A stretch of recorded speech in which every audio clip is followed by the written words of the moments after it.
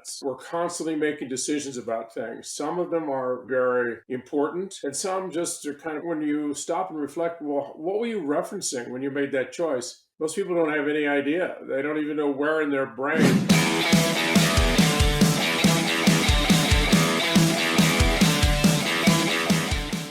Hey Jim, welcome to the show. Thank you very much, Max. It's exciting to have an opportunity to have this conversation. Absolutely, and thanks for coming on again. And the reason why you have wanted to come on my show is you have a book out called Wise Decisions, correct? So why don't you tell us more about your background and what made you want to write this book? So it's an interesting. I have written 17 books, and it's kind of been. This was the 18th. My co-author was Dr. Sheila Walker Olson, who has her PhD in behavioral genetics, and um, I have every book I write. I was part of this amazing laboratory of learning, the Human Performance Institute, that spanned nearly 40 years. And every book I wrote was from the research we collected, all the data we collected about all the insights we gained into the human condition and how we can help people perform better under conditions of stress and become extraordinary human beings. The last book, Wise Decisions, subtitled A Science Based Approach to Making Better Choices. What we came to understand is that maybe the single most important asset a human being has is their ability to make good decisions. And it really hasn't gotten the attention that I believe it should, and that Sheila, my co-author, believed it should. We looked at schools, we looked at parenting. Parents don't really have a clue about how to teach their kids how to make good decisions. They just assume that's going to come by osmosis, And so we put the decision making process under a microscope and looked at all the research that's been done in this space and tried to develop kind of a practical guide for parents, for teachers, for coaches, those who are influencing young people, and how we can really make a really better effort in constructing sound decisions that actually will withstand the test of time. And I think it really has. It's gotten um, quite an audience so far. People begin to see the value in it, and I'm very pleased about that because I think it's an area that's been neglected for too long, and we really, particularly for young people, we need to teach them how to make better decisions. And speaking of making better decisions, a lot of people they maybe focus on like one or two things. For example, if you want to find another job, one of the things that you incorporate in your decision making is how much I would be making in my new job and what type of responsibilities. But that's just one factor out of a lot of factors. Uh, for you, in your book, you said that decision making includes a bunch of factors: physical, mental, emotional, and spiritual health. So, can you explain that more and how can people integrate those factors into making better decisions? So it's so interesting. We make as many as 10 to 15 decisions in just a few minutes. We're constantly making decisions about things. Some of them are very, very important, and some just are kind of. And when you stop and reflect, well, what were you referencing when you made that choice? Most people don't have any idea. They don't even know where in their brain the decision is being made or how you came to that decision. Some people will use logic. Some people follow their gut. Some people kind of follow their emotions, and emotions are powerful, powerful forces in the decision making process. But we can get it wrong emotionally. We can give even our logic can be completely skewed, and our gut can get it wrong. Over and again, the research is clear. Sometimes it's right, but you don't want to really bet the farm on the fact that your gut is right because it's too often not right. So what we learned was is that our decision making process, when we are at our best, is when we're healthiest. when we have a good state of physical health, when we've eaten, we've slept properly, we have, we've gotten enough, oxygen to our brains to actually allow those neurons to function properly. We have enough glucose, and the brain is a glutton for glucose and oxygen. And the more we can take care of the physical body and be in a good physical state, we're more likely to make a good decision. The same thing is true with emotional health. When we're out of kind of sync emotionally, when we're angry, frustrated, vengeful, a lot of negative emotion, and even when we're overwhelmed by exciting emotion, that can derail, hijack our ability to make good decisions. We need to be in a very balanced state emotionally, preferably a positive state, but one where you're not overly kind of excited about one or the other possibility that you're considering. Um, we make our best decisions when we're very calm mentally, when we're focused, and we're able to really take a look at what are the facts in the situation clearly. We're not going to just jump right into the decision without really looking at both sides. What are the long-term, short-term risks? If I get it wrong, what does this mean in 5 or 10 years? And the more you use this, what we might refer to as this big neural processor between your ears, and get the logic and the analysis correct, in addition to the physical health and emotional health and mental health, now you're able to see things clearly mentally. You have a great story about what's happening. And then the one that we actually found was most interesting was what we might call the spiritual dimension. And that's the dimension of your values. What do you really care most about? Who do you most want to be at the end of your life? And if you use some of those assets that are really, really important in human beings, their sense of purpose, and those are lenses through which the decision is vetted, you're much more likely to make a really great decision. So, physical health, emotional health, mental health, and spiritual health drive great decision making. And so we try to help people understand how do you assess that when you're about to make, for instance, the one you just mentioned, you're making an assessment about whether you should leave your job and take a job that has more money. You're going to have to relocate yourself and your family to a very different area of the country. And then you start looking, well, what are all the things that need to be considered? First of all, do you want to live in that? What do you feel about the decision? And are you in a good place? This is probably not a decision you want to make in a short period of time. You may want to take several days, maybe several weeks, maybe a couple months if you have that time before you make that decision, because so much is riding on getting that right. And then what have you done in terms of really looking at all the facts on both sides, if you stay or if you go?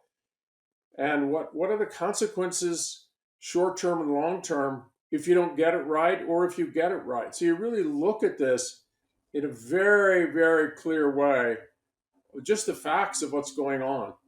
And then, is this really a job that you think, the ethics, the culture you're going to be moving into, is it aligned with your purpose? Are these people at this company aligned with your deepest values and beliefs? Will you feel better as a human being living out maybe the next many years of your life in that culture?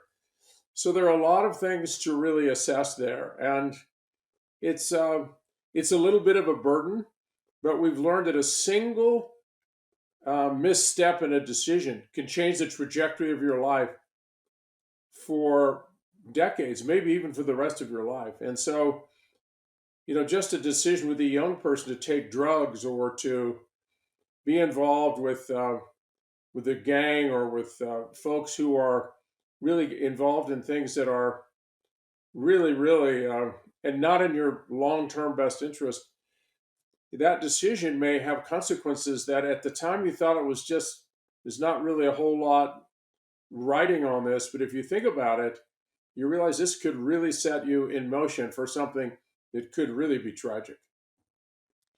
Going back to what you said about trusting your gut. You said that's the one of the worst things you could do, but it's so prevalent in terms of like advice. Oh, your gut's never wrong. How did that come about, and why is your gut wrong a good portion of the time? It's interesting. We're a complex species. It's very decision making is very complex. It's not just we try to look at where in the brain decisions are made, and all the areas of the brain are kind of summoned if it's going to be a really good decision. And there's an area called the human insula that seems to be one of the most important switching stations in the brain for making decisions about things that actually are going to really make a big difference in your life. And it's so interesting that we can try to do our best and sometimes we just don't get it right. But the problem is so many decisions that people make are they're just off the cuff and they don't really know what they're referencing. So we want to have people pause between that stimulus and the response. That pause is a sacred place because so much is often writing. And we do get it wrong. Sometimes we do everything in our power. We've covered all the bases and we still make a bad decision. Well, we have to learn from that and try to understand we are not perfect. Sometimes we just don't get it right. But if we don't get it right because we really didn't do the homework that we should have done, we were tired, we were beat up, we didn't get enough sleep, we didn't eat properly. Maybe emotionally, you were in a very negative, kind of hostile state. Or maybe you were just overexcited. You go into a car dealership and you see a car you like, you get so excited that you just about go through the roof, and the car salesman takes advantage of that. And all of a sudden, you're buying a car just out of pure emotion. That when you actually sat down after you bought the car, you have this deep buyer's remorse because it was way too expensive. You can't afford it, and it's not really the car that you really should have, and the one that is probably going to be looked on for years as really a smart buy. And so, and then mentally, you didn't do your homework. You didn't look at how much that was going to cost you, what was the interest rate, and how that's going to affect your budget going forward. And then, in terms of just your values and what you hold most dear, you'd rather have that money available for things that maybe have more enduring value than a car that actually looks pretty exciting. So it's we're complex creatures and we don't always get it right. But this book is about wise decisions, is about how do we do a better job so we don't make as many decisions that we regret when we look back. And a central part of your approach to decision making is called Yoda, your own decision advisor.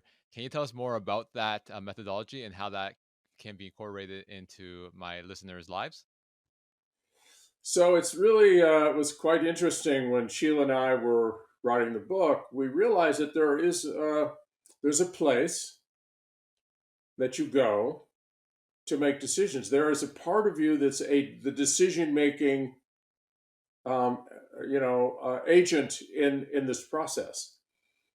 And in a sense, you have your own decision advisor that's always advising you yes or no. And sometimes that decision advisor is really smart and balanced and has really a great sense of what's the right thing to do here in decision making.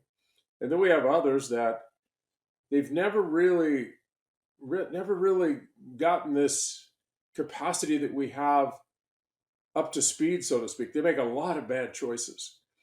And so we started putting down on paper your own decision advisor, and we all have it.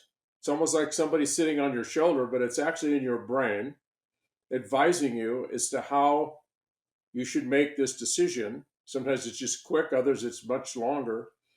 And that's spelled Yoda, Yoda. And Yoda This is not the Yoda of Star Wars. There are some similarities. Once you actually train your Yoda to be a much better ally in decision making, and you equip it with the things that are necessary to really assess all of the variables um, in the equation that you're about to um, try to search for an answer to, that that Yoda can become an incredible gift to you.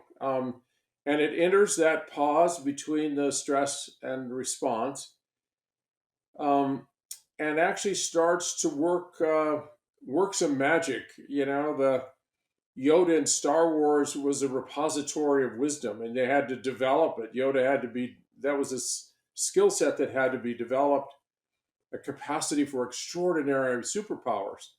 Well, our decision making, our Yoda, if properly trained, is our superpower. It is this ability that we have as human beings that no other species has. No other species, no other animal in the animal kingdom has the capacity for what we call reflective consciousness. The brain can actually observe itself. We can actually look at what is our Yoda saying to us? What is the advice our Yoda is giving to us? And where is it getting the information? What is it using to make these decisions that are so important in my life?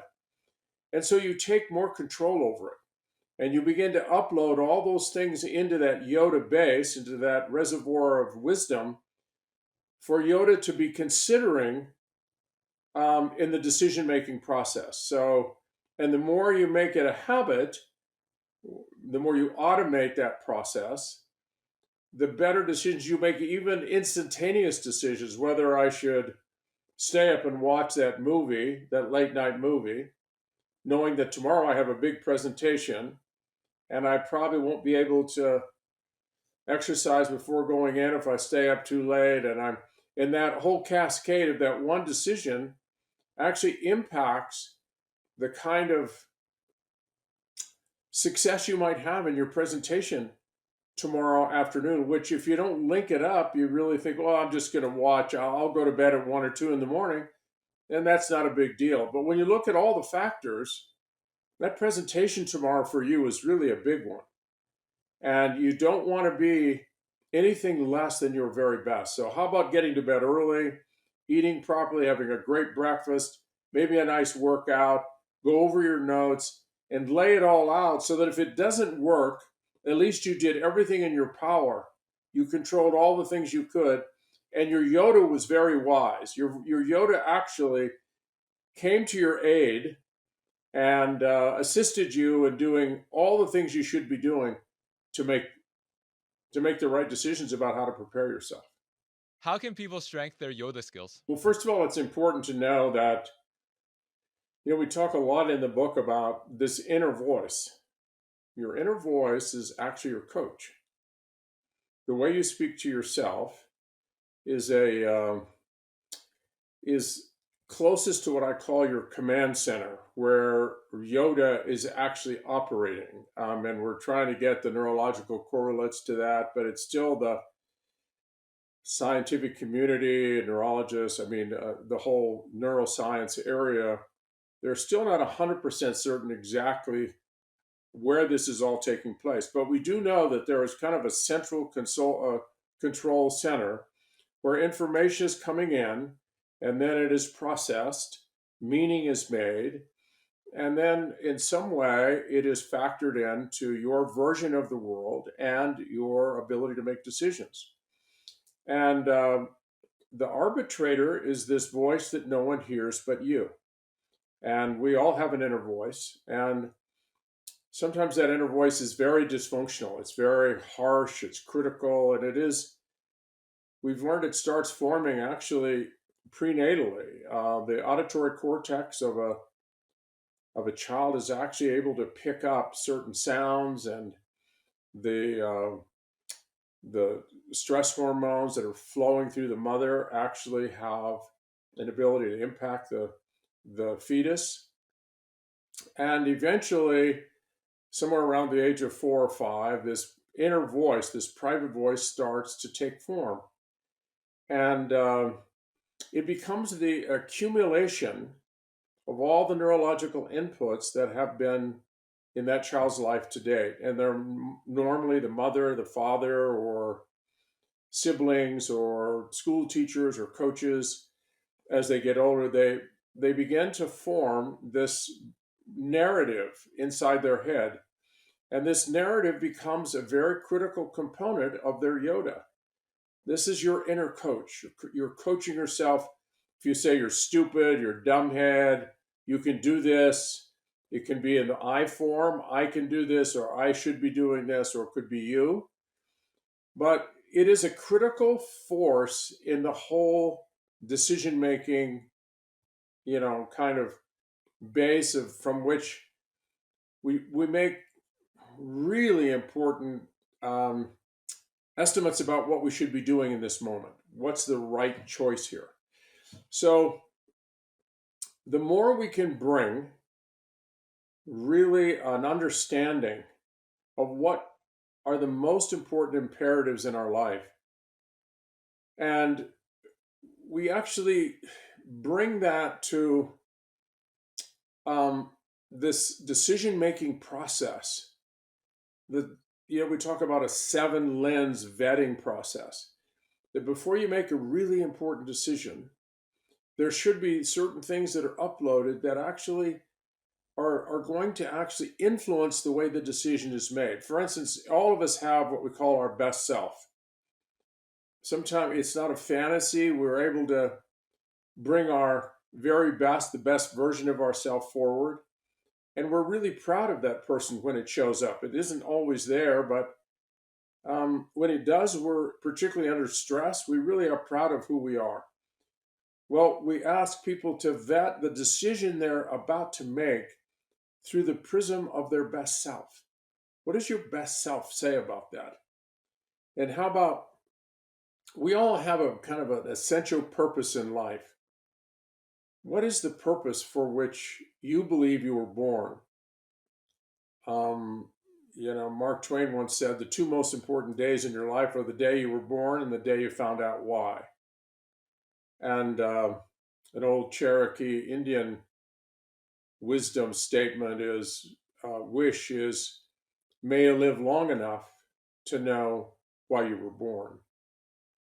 And the whole idea is the more you understand what your life purpose is, it kind of gives you some real clear navigational coordinates for making decisions. So vet your decision you're about to make through the prism of your life purpose. One of the most powerful um, exercises that I've done, and I've worked with thousands of people. We had some over 400,000 people to date go through the Institute. And one of the most powerful things we did was, if you really want to figure out, what you should be doing now, you really should be looking at where you want to end up. Stephen Covey said, start with the end in mind. And he was 100% correct. So we take people to the end of their life. And normally you don't get to choose what's on your tombstone. But I have people actually reflect on what they would like inscribed, chiseled into their tombstone that actually reflected who they were when they were here at a level that this is what for you would be the quintessential life of success. If these were representative of who you were when you were here, whatever words you had inscribed on that tombstone, that would be the life of ultimate success.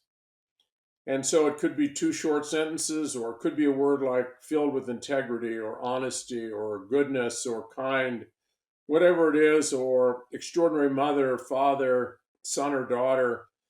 You decide what is the most important, really, component of your life that, in a sense, it's like this is your ultimate mission in life.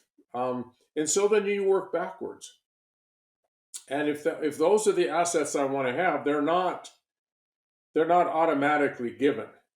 You have to work every day to make that happen. These are really hard things to acquire, to really be representative of who you were when you were here. Just the word integrity or honesty or kindness or grateful or humble, those are assets that have to be acquired. And so you have to work at that every day. And once you have what you want on that tombstone, then vet the decision you're about to make through that prism. What are the most important hallmarks of who you want to be? And let's see, does this in any way pertain to the decision that you're about to make? Does it maybe color it? Because that's the way in which you want to make decisions so that you can, I call the tombstone getting home. It's like you want to end up at your life, really where it is that we all want to get home. We want to, home is simply ending up where you'd like to end up. And so if that is something that you're really clear about, let's vet this decision that you're about to make, whether it's to get a divorce or it's to actually have a surgery that's quite risky or whatever it is. These are decisions every so often are really, really important and very difficult to make. So we have a personal credo, mission statement, and we have a number of those lenses that we have people look at. And the more they do that, the more those become automatic to them. And it's really quite interesting how that shapes and makes them a little more conscious, a little more deliberate, intentional in the choices they make. And so that's uploading Yoda, equipping Yoda with the right stuff for making the best possible decisions. When it comes to vetting the decision and finding it, finding a decision that aligns with your mission and purpose, what type of questions can people ask to identify their fundamental values, and what type of questions that they should ask themselves before they make a decision? Well, in the book we outline a number of questions that, they're just questions like, you know, what do you care most about? What are your deepest values and beliefs? And how do those factor in to any consideration in the decision you're about to make? What are the long term consequences of this decision?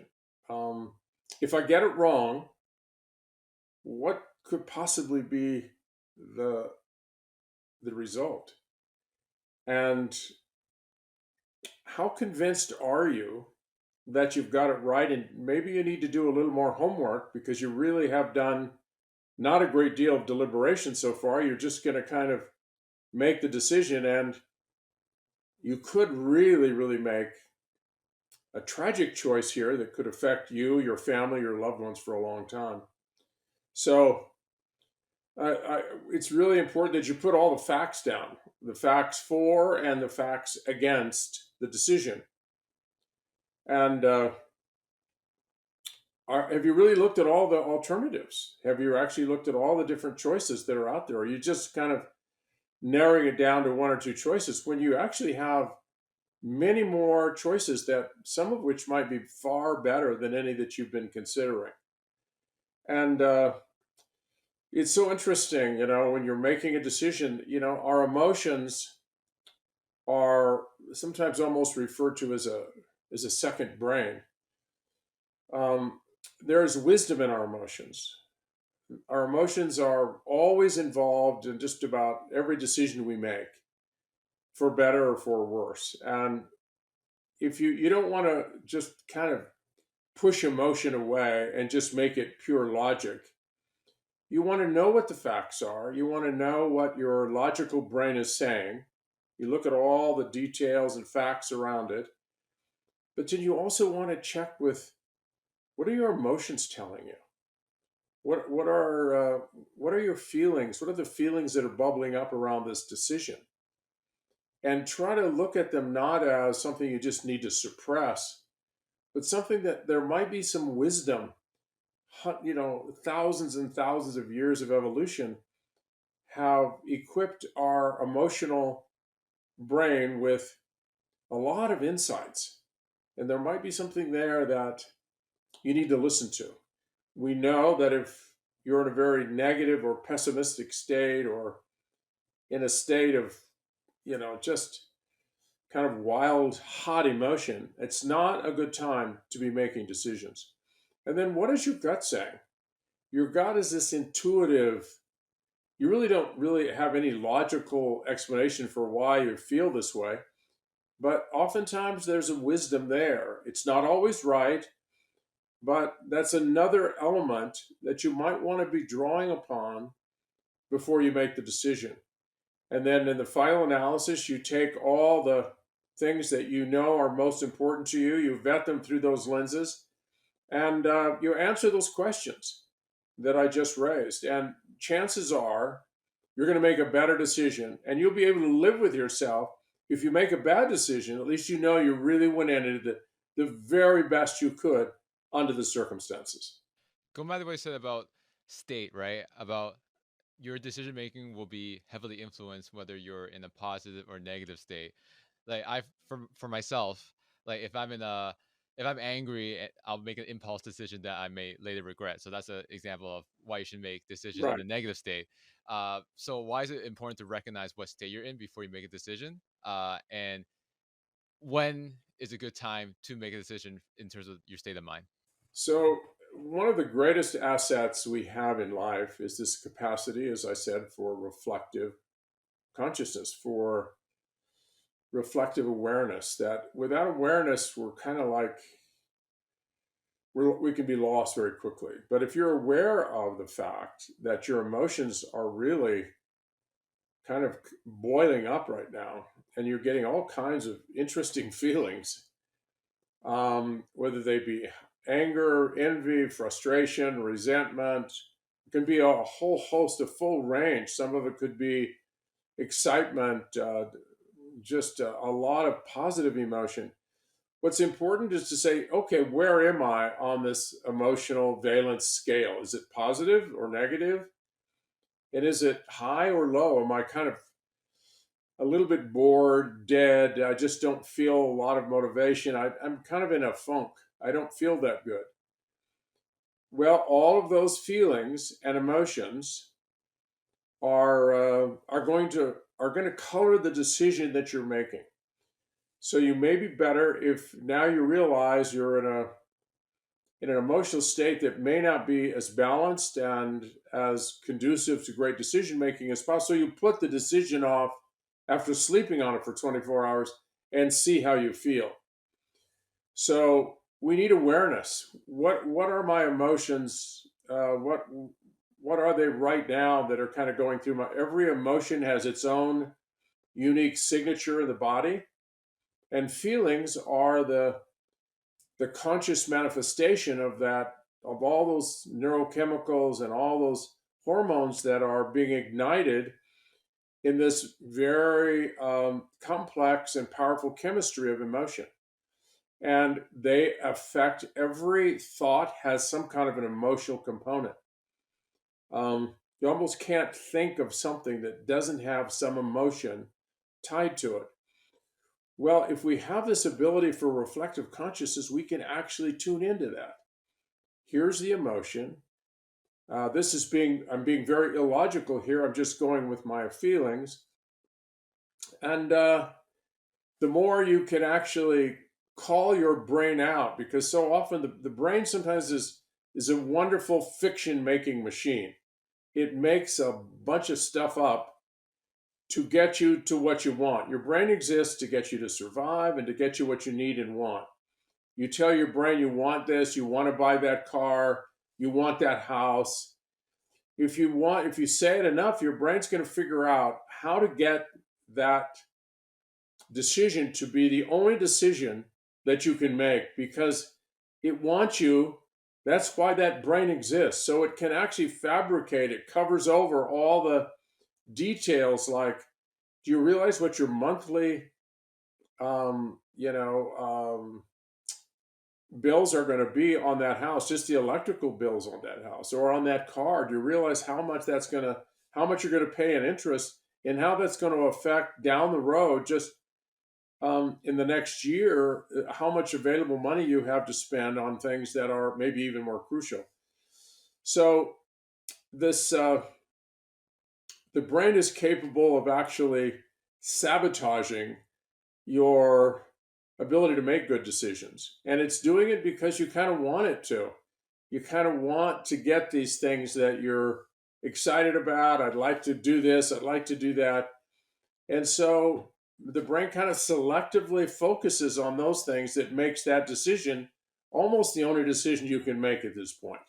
Going back to what you said about like positive, negative energy, and what you said how the brain can definitely manipulate how you're feeling. How can we use the Yoda framework to speak to our mind in healthier ways so we make better decisions to improve our lives? So the more we have an understanding that our most powerful coach is our private voice. And that voice is really making decisions about who you should listen to, who's going to get access to this command center in your brain where the decisions are made, and everybody wants access. But you have the ability, your private voice, Yoda has the ability to prevent people from getting in. You hear them, but you don't hear them. You listen, but you don't listen. And everyone, whether it's TV, commercial, or, on television, or somebody's trying to sell you something, they want access to that command center because that means they have a potential for influencing your decisions. And the same thing is true with almost any kind of situation that you're in. Your friends, maybe your friends want you to maybe be involved in their culture, which is a little shady, maybe things that cheating on tests or using illicit drugs or whatever.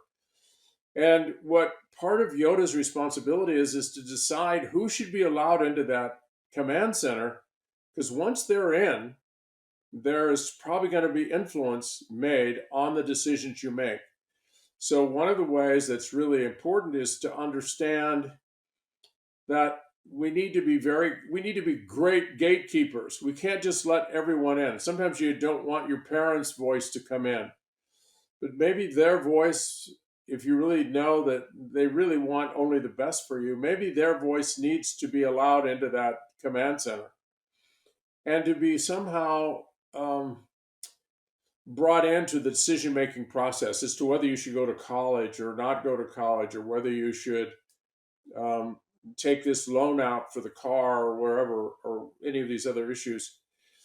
There's it's just the more we actually got into the science of this, the more clear it became that this is a skill like any other skill that has to be acquired.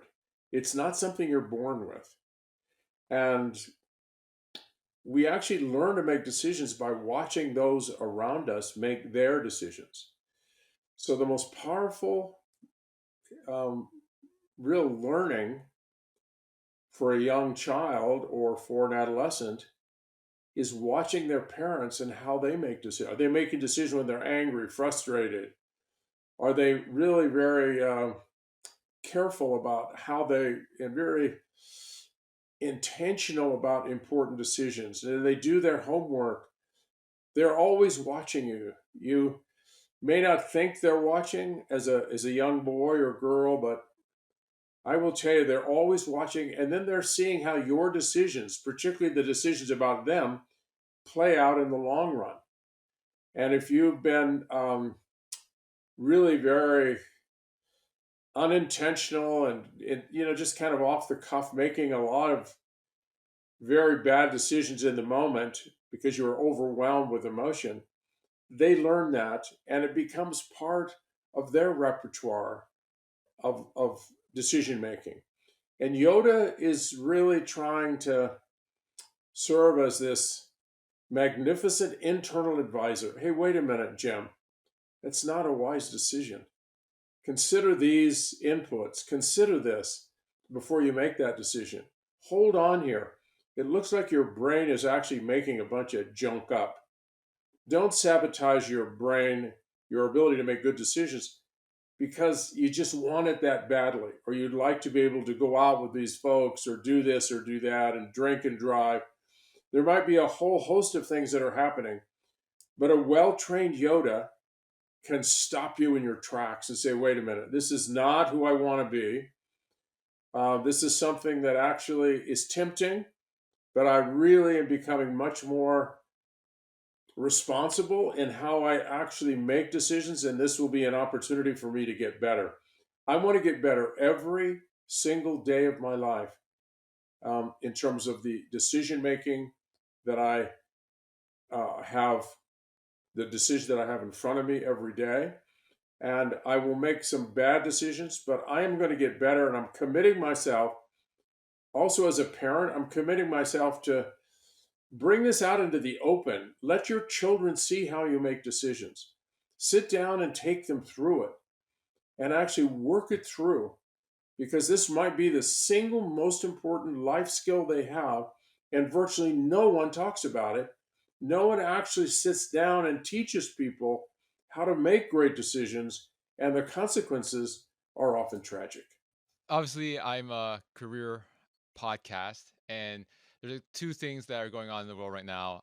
There's a lot of layoffs, and there's a lot of talk about the recession. Both of these factor into a lot of stress for people. So, how does stress impact decision making, and how can you obviously you can't alleviate stress like if you're laid off like you're really stressed out, right? Like there's so much you can do. So how can you make stress less of a factor in proper decision making to help you overcome these obstacles that a lot of people are facing this year? So, in the book Wise Decisions, we have a whole chapter on exactly that, Max. We have a whole chapter on how do you equip Yoda to help you manage stress better. Managing stress will help you manage your decision making better. And your private voice is your master storyteller. It's the power broker in your life. And everything that comes into this powerful 6 inches between your ears, it's we have all this data flowing in from our five sensory portals, and the brain has to crunch that data and make meaning out of it. And there's a preference for things that have already been loaded in, and that so we tend to keep things that are consistent with what we already believe, and we tend to kind of really dump stuff. We kind of just let it go. We don't let it in, and it doesn't really become part of our processing if it doesn't fit what we already believe. Well, one of the things that we have, so much of stress is worrying about things we cannot control. And we actually have this ability to really very carefully look at, wait a minute, I'm in a stress response here now. I can feel the alarm, the uncomfortableness, the anxiety, the nervousness, almost a panic response. I can feel it. Now let's go back. Let's use our Yoda to try to understand, where is it coming from, and what are the things I can control, and let the rest go. And so that you actually have the sense, I am navigating in the best way I can, and I'm not worrying about the things that are out of my control, and I'm going to make the best decisions I can. Maybe the best decision is to go to bed early tonight. Maybe it's to work out and to actually get this it's called the catecholamine wash, to actually feel a little more relaxed and comfortable, get some endorphins going. I'll sleep better tonight. And then in the morning, I'll have a better look at really how tragic is this situation that is causing me so much angst, and really almost a sense of panic maybe about where everything is going. And you say, like, for recession is coming, I may lose my job, layoffs, it's hard to get work. Well, there's only so much you can do, and you have to look at the things that are within your control and work on those. And if you continue to worry about things you have no control, what you end up is just wasting a lot of energy on things that take you nowhere. And so Yoda can be your best advisor. It's an internal coach saying, wait a minute, slow down. There's no benefit here from panicking. And let's just look at things that actually help you to change channels a little bit. Let's take some deep breaths. Let's really look at the things that are all the things in your life that you're grateful for. And that if this doesn't work out exactly the way you want, tell me the things that you're certain are going to be okay. That you're not going to lose everything here. And what are the things that are most priceless? And let's focus on those. And they're normally human relationships, people you care most about. And so Yoda is really an asset that can carry you throughout all dimensions of life, or it can be a great burden because it's really it's just really not a good coach that you would really want to have coaching anyone that you cared about. But this is your coach now, and your Yoda should be speaking to you the way you would speak to someone that you deeply cared about in that same situation. What would you say to them? How would you be coaching them? And so it's so important that people realize that is your coach. It's the most important coach you'll ever have. And stress is a part of life.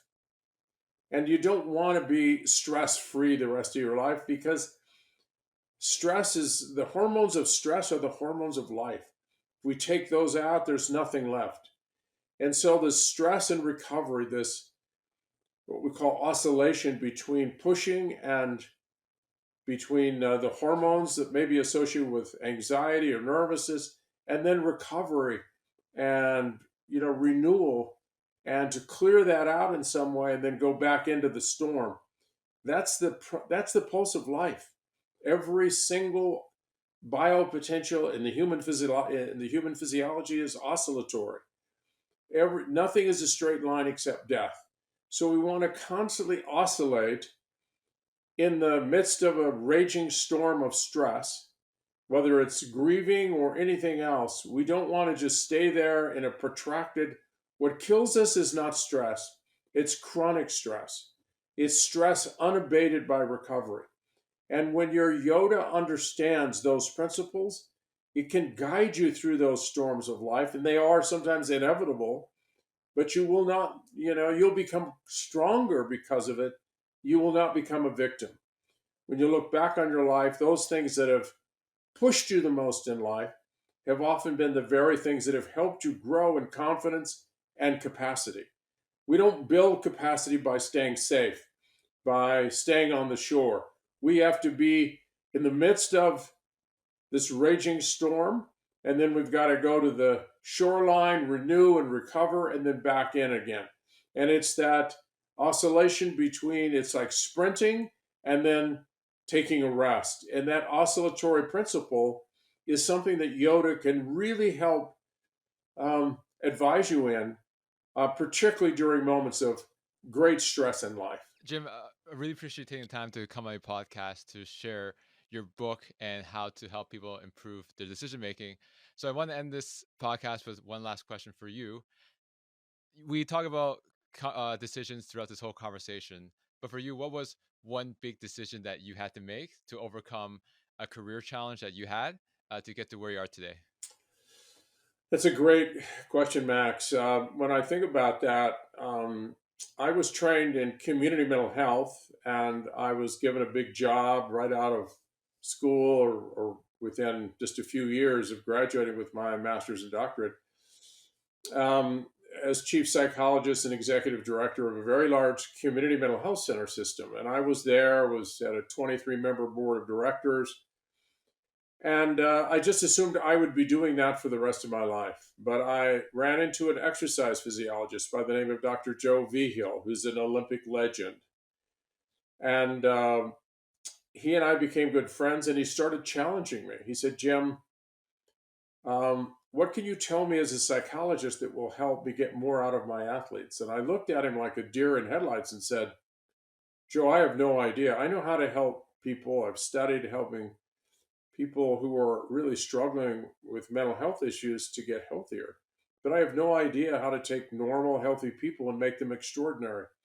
And this was back in the 70s. And he said, well, that's going to be a huge field. You want to be part of it. You love pioneering new things. You love research. You ought to just get into that. And so I did a literature search, and so I made the decision. And I was at the pinnacle of my career.